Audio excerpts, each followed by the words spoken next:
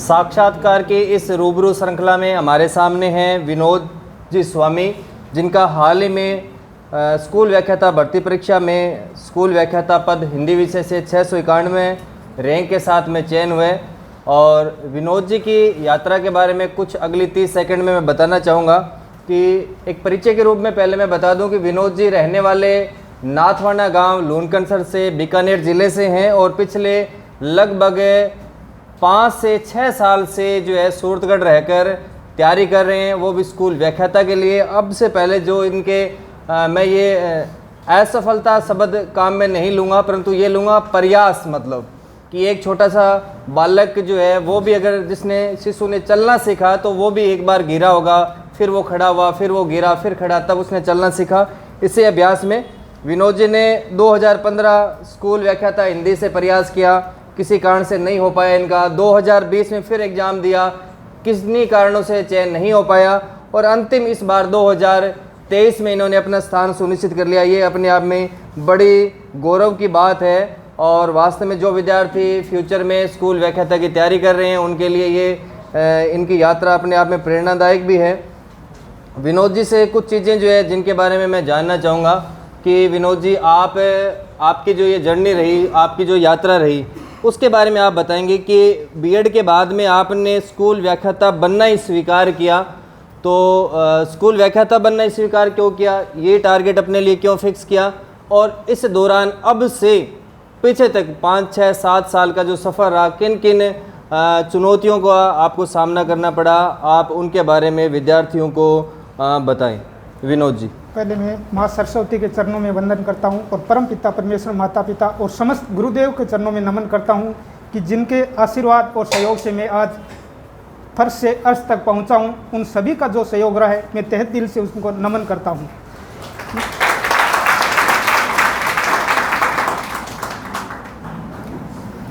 Continue. मैंने school व्याख्याता तैयारी करने के लिए लगभग 2015-16 में सूरतगढ़ आ गया था। उसी टाइम सेकंड ग्रेड भी भर्ती पास में थी, लेकिन मैंने चुना यही कि मुझे फर्स्ट ग्रेड लगना है। पहला प्रयास किया, उसी टाइम एमए चल रही थी, 13,000 के आसपास पोस्टें थी, लेकिन चयन नहीं हुआ। क्यों? कि मेरा पहला ही प्रयास था।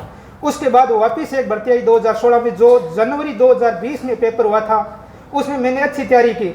सर भी थी, आश्रम में थे, इनका भी मुझे सहयोग मिलता रहता था प्रश्न पत्र में, और आश्रम में वैसे हिंदी से तैयारी कर रहा था। उसी में मेरा लास्ट में लगभग दिसंबर में एक बड़ा आंदोलन हुआ था, सभी परिचित होंगे उससे, जो अभी लगभग उनमें साथी लगे हैं। जो लंबा महीने भर आंदोलन चलने के कारण कि लास्ट में मैंने तैयारी नहीं की। बहुत 3 साल तैयारी करने के बावजूद मैंने 1 साल महीना भर तैयारी छोड़ दी थी कि चलो हो सकता है कि आंदोलन हुआ है। 2 बार वो भर्ती आगे हुई थी। एक बार जो आरक्षण था ईडब्ल्यूएस का, उसकी वजह से एक और पहले छोटा सा आंदोलन हुआ, भर्ती आगे कर दी। बाद बहुत बड़ा आंदोलन होने के कारण सोचा कि चलो हमेशा होता है, एक बार भर्ती आगे और जाएगी, अपने को 2 महीना चाहिए रिवाइज के लिए, आराम से करेंगे। आराम में वो लगभग 3 जनवरी को एग्जाम हुआ था। 2 जनवरी को वहाँ पे टंकी आंदोलन पे लड़कियां बैठी थी, वो नीचे उतरी। जब पता चला कि उन्होंने नीचे उतरते कि अपना सुबह एग्जाम होगा, जयपुर सेंटर पे जाना पड़ेगा। मेरा सुबह सेंटर में पहुंचते ही सिर्फ आश्रम से सर का एकमात्र कॉल गई थी लगभग घंटे भर पहले कि विनोद जी, इतना परिचित नहीं था मैं सर से, फिर भी सर की कॉल एकमात्र गई कि विनोद जी आप सेंटर पहुंच गए क्या?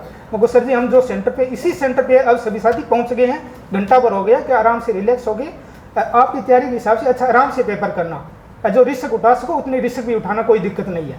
तो उसमें मैं, क्योंकि महीना भर एक जो लंबी तैयारी और 1 महीने अपन बुक भी नहीं देखेंगे तो उसमें सफल होना पॉसिबल नहीं था। उसमें असफल हुआ। फिर कुछ दिन कोरोना की वजह से गिरा। फिर सर ने जैसे बैच स्टार्ट किया, मैंने देखा कि सर ने प्रथम प्रश्न पत्र शुरू कर दिया है। मैंने पहले दिन ही कॉल किया कि सर मुझे वापस, मैंने पिछली 2 तैयारी फर्स्ट ग्रेड किया, मुझे सेकंड ग्रेड या फर्स्ट ग्रेड किसको चुनूं? तो सर ने मुझे एक ही बात कहा कि कल बैच स्टार्ट हो रहा है, आप सवाल आ जाए और बैच स्टार्ट करें, आपको फर्स्ट ग्रेड पे काम करना है। मैंने पहले शेड्यूल से लेकर लास्ट शेड्यूल तक सर के साथ जुड़ा हुआ रहा। भाई आपसे यही कहना चाहूँगा, आप ऐसे नहीं कि अपने 2 शेड्यूल हो गए, 2 बार सिलेबस हो गया बस बहुत है, नहीं होता है। बार बार वो चीज़ रिवाइज करनी पड़ेगी। लगभग 4-5 बार शेड्यूल किया। उसी शेड्यूल और प्रथम प्रश्न पत्र की बदौलत थी कि मैं यहाँ तक पहुँचा हूँ। और आपको एक मैं छोटी सी घटना और बता दूँ कि मेरे प्रथम प्रश्न पत्र में लगभग 8 प्रश्न गलत भरे गए थे।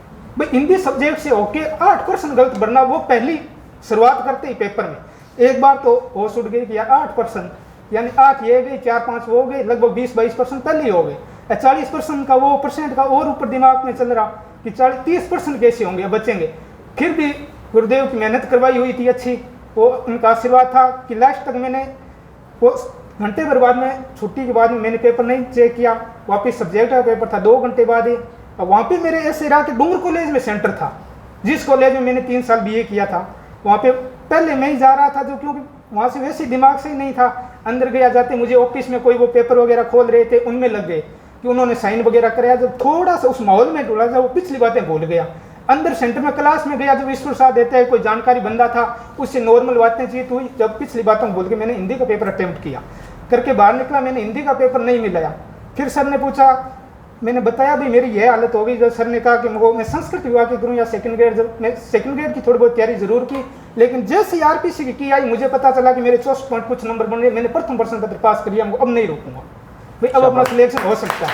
तो मुझे वही देखा 8 प्रश्न गलत करके और 30% बचाना बड़ा मुश्किल काम था, लेकिन मेहनत इतनी करवाई हुई थी कि मुझे वहाँ पे ऐसे नहीं लग रहा था कि यह प्रश्न नहीं यार। मैंने सिर्फ एक इंग्लिश एक सब्जेक्ट छोड़ा था, 4 प्रश्नों पे काम नहीं किया था और सभी सब्जेक्टों को लेके एक साथ चला था, लगभग पहले शेड्यूल से लास्ट शेड्यूल तक। ये बड़ी बात है। विनोद जी की बात को बीच में मैं एक बार जो बातें कुछ मेरे पहले दिमाग में चल रही थी, मैंने लिख रखा था उन चीज़ों को कि नियमितता ही आपको सफलता दिलवाएगी। अगर आपको व्याख्याता बनना है तो सिर्फ आपका विषय चयन नहीं करवा सकता, सिर्फ अकेला प्रथम प्रश्न पत्र आपका सिलेक्शन नहीं करवा सकता, दोनों चीज़ें तुलनात्मक है, संतुलित होनी चाहिए, तभी आपका चयन होगा। अब ये भी है, मुख्यतः स्वाध्याय जो रहता है वो हिस्ट्री लेक्चरर बैच के लिए जाना जाता है अपने आप में। फिर भी ऐसे बहुत से विद्यार्थी हैं जो विषय की तैयारी कहीं इतर करते हैं, परंतु प्रथम प्रश्न पत्र में उनको ऐसा कोई विश्वास है कि अपने पास में ज्वाइन करते हैं। तो ऐसे विद्यार्थी ज्योग्राफी विषय के, राजनीति विज्ञान विषय के, हिंदी विषय के, जिनमें विनोद जी भी एक उदाहरण है, तो इन्होंने सिर्फ अपने पास में जो तैयारी की वो प्रथम प्रश्न पत्र विषय की तैयारी की। उन्हीं के प्रथम प्रश्न पत्र का क्या रोल रहता है उसी के बारे में विनोद जी जो बता रहे हैं। 7 अक्टूबर 2021 को जब बैच प्रारंभ हुआ, उसी सेमिनार में विनोद जी उपस्थित थे। तब से लेकर लगातार परीक्षा तक लगातार रहे। इस दौरान जितने 24 मेजर पेपर रहे, उनमें लगभग मैं ये कहूँ उन पेपर में विनोद जी उपस्थित थे, और जिनमें मेरा मानना है कम से कम 6 से 7 पुराने मेजर पेपर अगर आप निकालेंगे तो विनोद जी आपको प्रथम स्थान पर मिलेंगे। टॉपर में नाम विनोद स्वामी ही मिलता था, लगभग ये तय था। बीच में एक चीज़ जो मेन चीज़ है कि लक्ष्य एक रखें, लक्ष्य एक रखें। बहुत से बच्चे ऐसे कर लेते हैं, रीट में सब्जेक्ट भिन्न है, सेकंड ग्रेड में भिन्न है और लेक्चरर में भिन्न है, और फिर नेट किसी और से कर रहे हैं, कॉलेज लेक्चरर का। ये तालमेल नहीं होना चाहिए, एक रास्ता होना चाहिए। देखो, असफलताएं कभी नहीं बोलें, ये नेगेटिव वर्ड होता है। आप बोलें प्रयास। इनका पहला प्रयास 2013 की वैकेंसी, जिसमें मैं खुद लेक्चरर बना, 2013 नहीं 2015 की वैकेंसी, जिसमें 13,000 पद तो टोटल थे, हिंदी की 3300 सीटें थी, नहीं हुआ, मान लो नहीं हुआ उसमें। अगला फिर प्रयास इन्होंने किया, जो एग्ज़ाम मेरे ख्याल से 2020 में रहा, 1500-1600 के आसपास सीटें थी, फिर मान लो उसमें फिर नहीं हुआ, फिर प्रयास इनका जारी रहा, और अंतिम रूप से 2023 में, यानी हम ये सफ़र मान के चलें 15 से 23 तक का लगभग 7 से 8 वर्ष का सफ़र है। पर इतना अगर आप धैर्य रखते हैं तो आप भी इस मुकाम पर पहुंच जाएंगे। सिर्फ हम लोगों की सफलताएं देखते हैं, पर उस व्यक्ति का संघर्ष कितना होता है ये कोई नहीं देखता। पहली बार वैकेंसी में नहीं हुआ, इनके मन पे क्या बीती अपने समझ सकते हैं ना।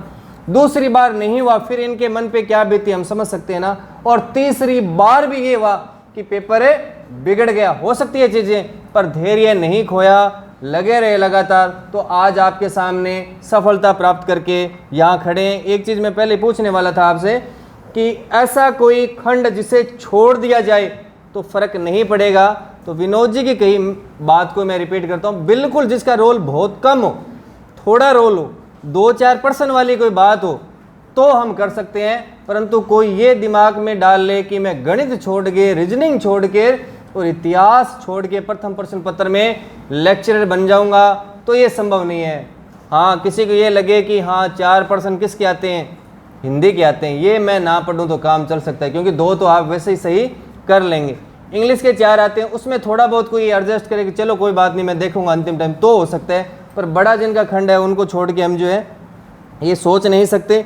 और आंदोलन वाली बात जो है, पेपर कब होगा, वैकेंसी कितनी आएगी, उन चीज़ों पर ध्यान नहीं दे के एक चीज़ पे ध्यान दें, लगातार अपने काम करते रहें। अंतिम रूप से एक वर्ड में कुछ आप इनको कहना चाहिए, एक पंक्ति में कुछ कहना चाहिए, अंतिम संदेश आप कुछ विनोद जी देना चाहें इनको भावी व्याख्याताओं को, तो वो आप बताएं। यही देना चाहूँगा कि आप जो शेड्यूल जहाँ से अब शुरू कर रखा है वहाँ से लास्ट एग्जाम तक एक निरंतरता बनाए जरूर रखना। सर कहते हैं वैसे जैसे मैंने सब्जेक्ट भी बाहर से किया था, आश्रम से था, लेकिन सर मुझे बराबर पूछते कि आपका सब्जेक्ट कैसे चल रहा है, कि प्रथम प्रश्न पत्र एक का रोल नहीं है, लेकिन प्रश्न पत्र हो चाहे सब्जेक्ट हो, दोनों जो आज जाओ जहाँ पे वहाँ से लास्ट तक दोनों निरंतरता उसमें जरूरी है। ऐसे नहीं कि पहले सब्जेक्ट कर लेंगे बाद में प्रथम प्रश्न पत्र लेंगे, कभी नहीं होगा, दोनों को एक साथ चलाना पड़ेगा। और सर ने कहा कि भाई एक खंड छोड़ दिया, तो मैंने एक सोच के छोड़ा था खंड। इंग्लिश इसलिए छोड़ा कि जो इंग्लिश में एवरेज जरूरी था हर खंड में, तो मैंने सोचा कि जो इंग्लिश का है वो मैं हिंदी में पूर्ति कर सकता हूँ, कि दोनों में 5-5% आएंगे, अगर 500 मेरा हिंदी का सही हो तो मेरा एवरेज बैठ जाएगा, मुझे इंग्लिश की दिक्कत नहीं थी। इसलिए आप सभी में एवरेज लेके जरूर चले, कि जो एवरेज है वही अपने को आगे बढ़ाएगा। बिल्कुल। और आज से हमेशा निरंतर बना के रखो। जो आप यहाँ पे सीख रहे हो, भाई सर ने एक प्रत्येक दिन आपको शेड्यूल दे रखा है, आपको कुछ नहीं, और पेपर जाके करो। जब एक ध्यान जरूर रखना, यहाँ से जाते ही मेरा सर हमेशा पेपर भी देखते थे कि जाते ही उस पेपर पर कम से कम आधी घंटा जरूर देना, कि जो आज प्रश्न किया वो कहाँ से उठा है और उसके पास से कौन सा प्रश्न बन रहा है, उसमें जरूर पेन से एक बार जरूर लिख लेना। अगर अपने पेन से लिख लिया तो वो वापस कभी नहीं भूलेगी, क्योंकि वो वापस वो चीज़ एग्जाम में जरूर याद आ जाती है कि हमने यह चीज़ उस टाइम लिखी थी। बहुत बढ़िया बात विनोद जी। पुनः आपको पूरे स्वाध्याय जो है, आपके जो अनुज जो बैठे हैं, जो आपसे ये चीज़ें सीखेंगे, इनके मन में भी उत्साह आएगा और बिल्कुल आप एक प्रेरणादायी व्यक्तित्व के रूप में इनके जीवन में काम करेंगे। क्योंकि बहुत से विद्यार्थी ऐसे हैं जिन्होंने एक प्रयास या 2 प्रयास किए हैं, किसी कारण से उनका चयन नहीं हो पाया, तो उनके मन में ये छोटे छोटे इंटरव्यूज़ करवाना, आपके सामने सफलता व्यक्तित्व को लाना, यही उद्देश्य है। कि विकास के मन में ये हो रहा है कि मैं भी लोन सर से हूँ, और विकास जी आप भी लोन सर से हो गया। बस आपके लोन सर से कौन कौन है, एक बार घुमाना, कैमरा घुमाना, पूरा हाथ ऊपर करो, शक्लें आनी चाहिए। ये लोन सर के विद्यार्थी हैं। और बीकानेर वाले भी हाथ ऊपर कर लो, दोनों हाथ, वैसे क्लास वाले हाथ ऊपर नहीं करने। हाँ, ये एक हाथ, बीकानेर का जमावड़ा काफ़ी है, देखो आप। तो विनोद जी को मिठाई खिला के लेके तो मेरे लिए लेके आए थे, परंतु एक गुरु जब अपने हाथों से विद्यार्थी को मिठाई खिलाए, उसे लगे कि मेरा कह के बताया हुआ किसी के जीवन में काम में आ गया, मेरा डांटना फटकारना किसी के जीवन में काम आ गया, तो एक बड़ी खुशी होती है। ये प्रशासनिक अधिकारी बनने के बाद में भी इतनी खुशी नहीं मिलती। तो थोड़ी सी मिठाई खिलाऊंगा मैं आपको, इतनी सी मिठाई, क्योंकि मुझे ज़्यादा पसंद है तो ज़्यादा मैं खुद खाऊंगा।